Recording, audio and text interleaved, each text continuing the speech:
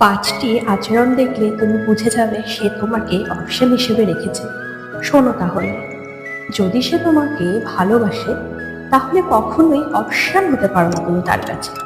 কিন্তু কিছু আচরণে তুমি বুঝে যাবে যে তার কাছে তুমি অপশন। সে শুধু তখনই কথা বলে যখন তার সময় থাকে। তোমার সময় আছে কি না সেটা কিন্তু ম্যাটার করে না। আবার তুমি সব কিছু জানতে পারো সবার শেষে। তার লাইফের আপডেট আগে অন্যেরা পায়। এমনকি ঝগড়া হলে সে লড়াই করে না, চুপচাপ দূরে সরে যায়। কারণ অপশন হারালে কারোর কষ্ট হয় না। ভবিষ্যতের কথা উঠলেই সে টপিক চেঞ্জ করে ফেলে। এর কারণ অপশন দিয়ে কেউ কখনো ফিউচার বানাতে পারে না। তুমি তাকে হারানোর ভয় পাও ঠিকই, কিন্তু সে তোমাকে হারানোর ভয় পায় না।